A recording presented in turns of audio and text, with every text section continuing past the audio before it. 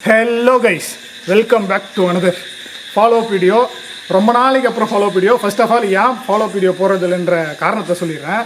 காரணம் என்னென்னா, எனக்கு டைம் சுத்தமாக கிடைக்கிறதில்ல. ஏன்னா யூடியூப் வந்து என்னோடய ஃபுல் டைம் ஜாப் கிடையாது. நான் வேறு ஒரு ஒர்க் பண்ணிட்டுருக்கேன். ஸோ டைம் சுத்தமாக எனக்கு கிடைக்கல. அதில் ஒர்க் ப்ரெஷர் ஜாஸ்தி ஆயிடுச்சு. அந்த ஒரு காரணத்தினால தான் 2 பார்ட்டாக நான் ஸ்ப்ளிட் பண்ணேன். ஏன்னா எனக்கு டைம் இல்லை, அந்த டைமுக்கு வீடியோ போடணுன்ற காரணத்தினால தான் அந்த வீடியோ 2ஆக ஸ்ப்ளிட் பண்ணேன். நிறைய பேர் 2 பார்ட்டாக போடுங்க, ஒரே பார்ட்டாக போடுங்க, 1 hour போட்டால் நாங்கள் பார்ப்போம் அப்படின்னீங்க. எனக்குமே 1 hour போடணும் தான் ஆசை, பட் டைம் இல்லாத காரணத்தினால தான் நான் 2 பார்ட்டாக ஸ்ப்ளிட் பண்ணேன். இனி ஒரு காலங்களில் ட்ரை பண்ணுறேன் முடிஞ்ச அளவுக்கு ஸ்ப்ளிட் பண்ணாமல் வீடியோ போடுறதுக்கு. அதுக்கப்புறம் இந்த கேள்வி இவங்க எல்லாரும் மனசில் இன்ன வரைக்கும் ஓடிட்டுருக்கோம். சரியாக தூங்கிட்டு கூட மாட்டேங்க. என்ன தான் ஆச்சுன்னா, இன்ஸ்டாவில் சில பேர் சொல்லியிருந்தேன். என்னன்னா, நாங்கள் வெளியே ரொம்ப பதட்டத்தோடு வந்தோம். ஸோ வெளியே போய்ட்டு நம்ம எண்டிங்கை பேசிடலாம். ஏன்னா அந்த செவர் வந்து ரொம்ப ஹைட்டு வேறு.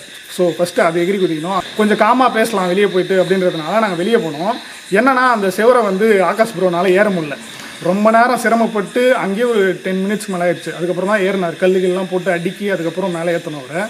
அதுக்கப்புறம் பார்த்தீங்கன்னா போலீஸ் ரவுண்ட்ஸு போக ஆரம்பிச்சிட்டாங்க அந்த பக்கம். சரி, அங்கேருந்து கிளம்பிடலாம் அப்படின்னு சொல்லிட்டு நாங்கள் வேறு ஒரு இடத்துக்கு பேசலான்னு வரும்போது பேட்டரி ட்ரெயின் ஆயிடுச்சு. ஸோ பேட்டரி சுவிட்ச் ஆஃப் ஆனதுனால நாங்கள் வந்து என்னோட பெட்ரோல் பங்க்லேயே சவுண்ட்லாம் கேட்குது. ஸோ அங்கேருந்து நாங்கள் கிளம்பி வந்துவிட்டோம். அதனால தான் அதை அப்படியே பிளாங்காக முடிச்சிட்டேன். ஸோ இப்போயுமே வந்து வேறு ஒரு வீடியோ ஷூட் பண்ணிவிட்டு வர வழியில் ஒரு பெட்ரோல் பங்கில் தான் நின்று நாங்கள் பேசிகிட்டு இருக்கோம். ஸோ இதுதான் அந்த ரீசன். ஸோ அந்த வீடியோ பற்றி சின்ன சின்ன விஷயங்களை மட்டும் நான் கிளாரிஃபை பண்ண விரும்புகிறேன். என் கூட வழக்கம் போல் ஆகாஷ் அண்ட் ராகுல் வந்திருக்காங்க. அதுக்கு முன்னாடி வண்டிக்கு என்ன பேர் வச்சிங்க அப்படின்னு நிறைய பேர் கேட்டுருந்தீங்க. நிறைய பேர் சஜஸ்ட் பண்ணியிருந்தீங்க. சஜஸ்ட் பண்ண எல்லாருக்கும் ரொம்ப நன்றி. அதில் 2 பேர் சொன்ன ஒரு பேர் ரொம்ப பிடிச்சிருந்துச்சு. ஒன்று வந்து மாயன் ஒருத்தர் சொல்லியிருந்தாரு, அவர் பேர் பாலாஜி. அப்புறம் இன்னொருத்தர் வந்து பூங்கவின் மாயாவின் அப்படி சொல்லியிருந்தாரு. அதை பார்த்தோன்னே கேட்சியாக இருந்துச்சு. எனக்கு கேட்கும் போதே டிஃப்ரெண்ட்டாக இருக்குது, க்யூட்டாக வந்து மாயான்னு கூப்பிட்டுக்கலாம். ஸோ அதனால் அந்த பேரை நான் வச்சுருக்கேன்.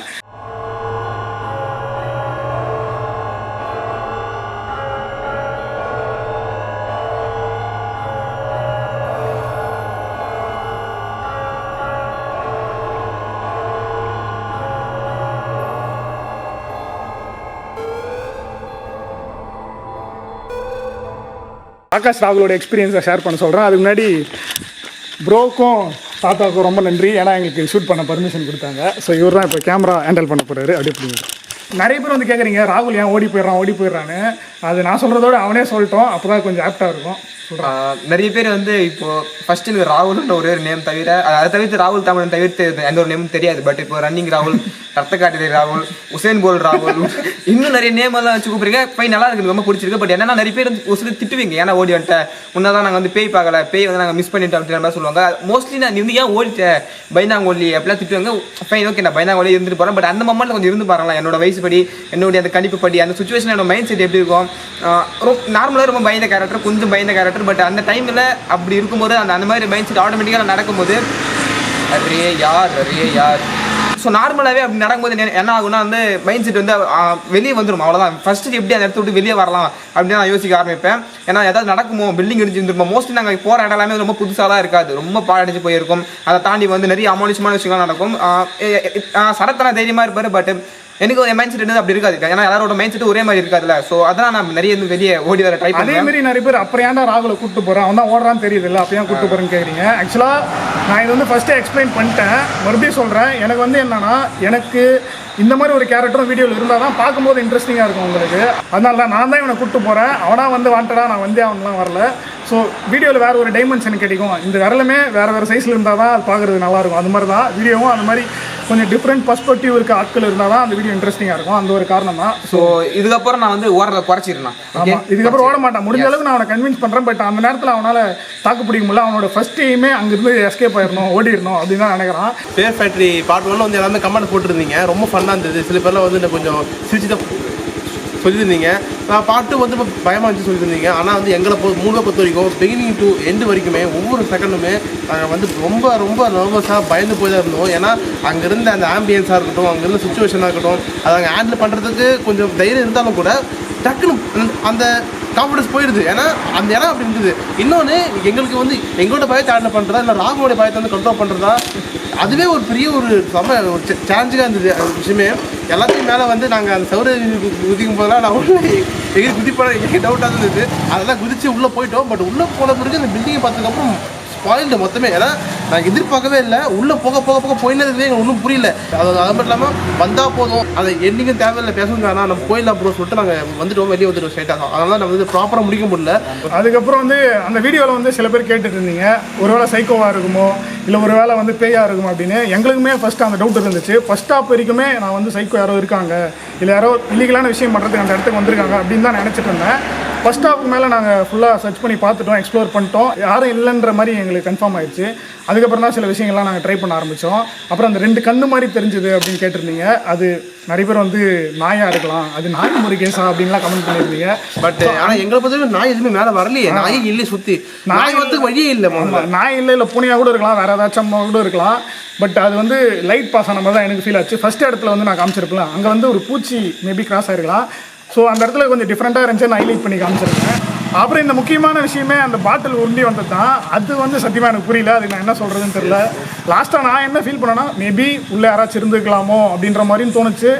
இல்லை வேறு ஏதாச்சும் தள்ளி விட்டுருக்கலாம், ஒரு விலங்குகளோ ஒரு எலியோ பூனை ஏதாச்சும் அந்த பாட்டில் ஊற்றி விட்டுச்சா, ஒன்றும் புரியல. அந்த சீன் தான் வந்து அல்டிமேட்டாக இருந்துச்சு. அந்த நேரத்தில் ஒரு சத்தமும் கேட்டுச்சு. அதுக்கப்புறம் தான் நாங்கள் தெரிச்சிட்டோம் அந்த இடத்துல இருந்து. இன்னொன்று, இவர் பால் எடுக்கிறதுக்கும் பாட்டில் வந்ததுக்கும் கரெக்டான டைமிங். அந்த பாட்டிலுக்கு முன்னே ஒரு பாட்டில் உடஞ்சி அதுக்கப்புறம் தான் பாட்டில் வந்தது. ஆமாம். ஸோ எனக்கு என்ன அது கெஸ் பண்ணுறதுன்னு தெரியல. அப்புறம் ராகுல் கேட்டிருந்தீங்க, ராகுலுக்கு அடிபட்டுருச்சு, என்ன ஆச்சு, சரியாயிட்டாருன்னு.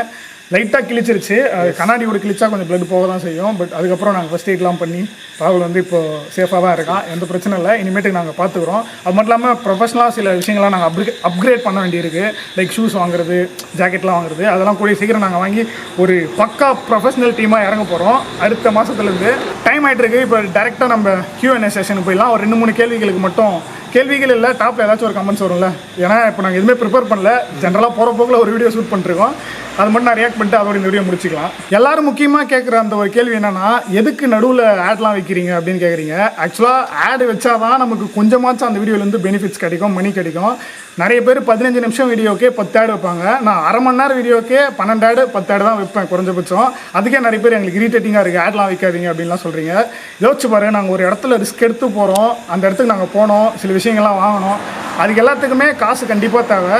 அதனால ஆட் வைக்கிறது எனக்கு தப்புன்னு படலை. அப்படி பார்த்தா நீங்கள் டிவியில் ஒரு படம் பார்க்கும்போதோ இல்லை வேறு ஏதாச்சும் ஒரு சீரிஸ் பார்க்கும்போது, கிரிக்கெட் பார்க்கும்போது எல்லாத்துலேயுமே ஆட் வரும். ஸோ அதை பார்க்குற மாதிரி இந்த ஆடையும் பாருங்கள், நான் கம்மியாக தான் வைக்கிறேன். ஸோ இப்போ நேராக Q&A போயிடலாம். என்ன ப்ரோ, ஃபெபின் ரேவ் கிராக்கன் அப்படிங்கிறவர் என்ன சொல்லியிருக்காருன்னா, அந்த டைம் ஸ்டாம்ப் போட்டு பூனை சில டைம் வந்து குழந்தை அழுகுற மாதிரி கத்தும், அது பூனை தான் அப்படின்னு சொல்லியிருக்காரு. எஸ், மேபி இருக்கலாம். நம்ம ஒரு உச்சக்கட்ட பைட்டில் இருக்கும்போது அது பூனையே கத்தினாலும் லைட்டாக நமக்கு அந்த பேய் கத்துற ஃபீலிங் தான் வரும். அதனால தான் அந்த இடத்துல நாங்கள் அப்படி போட்டிருப்போம். எனக்குமே அது அப்படி தான் ஃபீல் ஆச்சு. அந்த டைமில் அப்படி ரியாக்ட் பண்ண வேண்டியதாக போச்சு எங்களுக்கு. அப்புறம் கேசவதாரன் அப்படிங்கிறவர் என்ன கமெண்ட் பண்ணியிருக்காருன்னா, யோ ராகுல், பேயை விட நீ கத்துறது தான் என் பயமா இருக்கு அப்படின்னு சொல்லியிருக்காங்க. அது என்னன்னா, அந்த டைம்ல வேற எதுவும் ரியாக்ஷன் நம்மளுக்கு கொடுக்க முடியாது, பயம் இல்லை கட்ட வார்த்தை, அவ்வளோதான். ஸோ ரெண்டுமே ஆட்டோமேட்டிக்காக நம்ம வாய் வழியாக வெளியே வந்துடும். அப்படின்றதால வெளிப்படுத்துறதை விட்டு வேற வழி தெரியாது. ஸோ அந்த நேரத்தில் நம்ம கட்டுப்படுத்த முடியாமல் தெரிவிக்க வேண்டியதான். ராகுல் நிறைய பேர் வந்து கேட்குறீங்க, நிறைய பீப் வருதுன்னு. அதுக்கான காரணம் வந்து ஃபர்ஸ்ட் ராகுல் தான். நான் கூட ரொம்ப எக்ஸ்ட்ரீம் சுச்சுவேஷன் போனால் தான் என் வாயிலிருந்து கெட்ட வார்த்தை வரும். பட் ராகுல் வந்து நார்மலாக ஒரு கல் இப்படி மறிச்சுன்னா கூட அதனால் அது என்னால் தவிர்க்க முடியல. என்னால் அந்த இடத்துல பீப் போட வேண்டிய சுச்சுவேஷன் வருது. முடிஞ்ச அளவுக்கு அந்த பீப் வேல்யூமெல்லாம் நான் குறைக்கிறேன். நிறைய பேர் பீப்பெல்லாம் எதுக்கு போடுறீங்க, இந்த காலத்தில் எதுக்கு பீப்லாம் போடுறீங்க அப்படின்னு. என்னன்னா, ஃபேமிலி ஆடியன்ஸ்லாம் நம்ம வீடியோ பார்க்குறாங்கல்ல, அந்த ஒரு காரணத்தினால தான். ஏன்னா ரொம்ப அன்கம்ஃபர்டபுளாக இருக்கும் ஒரு சிலருக்கு. ஏன்னா நிறைய பேர் எங்கிட்ட பர்சனலாக மெசேஜ் பண்ணி சொல்லியிருந்தாங்க இன்ஸ்டாவில், ப்ரோ நீங்கள் தயவு செஞ்சு பீப் போடுங்க, ரொம்ப அன்கம்ஃபர்டபுளாக இருக்குது எங்களுக்கு அப்படின்னு. எங்களுக்கு ஃபன்னாக இருக்காது அந்த நேரத்தில், பார்க்கும்போது உங்களுக்கு ஃபன்னாக இருக்கும். ஸோ அடுத்து கமெண்ட், ஜான் ஸ்டீபன் அப்படிங்கிறவர் என்ன கமெண்ட் பண்ணியிருக்காருன்னா, உங்கள் மனசு நிம்மதியாக ஒரு ட்ராவல் வீடியோ போடுங்க, ஆகாஷ் ராகுலை கூட கூப்பிட்டு போயிட்டு அப்படின்னு. ஆக்சுவலாக அதுக்கு ஒரு பிளான் இருக்குது. நான் இன்னொரு சேனல் ஓப்பன் பண்ணலான்னு இருக்கேன். அதில் ட்ராவல் கண்டென்ட்லாம் பண்ணலான்னு இருக்கேன். ட்ராவல் கண்டென்ட், பைக் விளாக்ஸ் இதெல்லாம் பண்ணலான்னு ஒரு ஐடியா இருக்குது. ரெகுலராக அதில் வீடியோ போட முடியாது, ஏன்னா இதில் போகிறதுக்கே நாக்கு தள்ளுது. முடிஞ்சளவு நான் ட்ரை பண்ணுவேன். இப்போ நம்ம ஒரு கோஸ்ட் வீடியோ எடுக்கிறது ஒரு இடத்துக்கு போவோம், அங்கே வந்து நைட்டில் தான் நமக்கு வேலை, பகலில் போய்ட்டு இந்த மாதிரி ட்ராவல் வீடியோலாம் எடுக்கலான்ட்டு ஒரு பிளான் இருக்குது. கண்டிப்பாக எடுக்கிறோம் ப்ரோ. அதுக்கப்புறம் இன்னொரு முக்கியமான கேள்வி, வீடியோ ஃபுல்லாக நிறைய இடத்துல சலங்க சத்தம் கேட்டுகிட்டே இருந்துச்சு, நீங்கள் ஏன் ரியாக்டே பண்ணல அப்படின்னு கேட்டிருந்தீங்க. அது வந்து ஒரு பூச்சி சத்தம், அதெல்லாம் ரியாக்ட் பண்ணல. நான் ப்ரோ வந்து ஸ்டார்டிங்லேருந்தே சொல்லிட்டு இருந்தார், ப்ரோ அது கொலுசு சத்தம் தான், கிட்டவே கேட்குதுங்க, பட் அது பூச்சி சத்தம் தான்.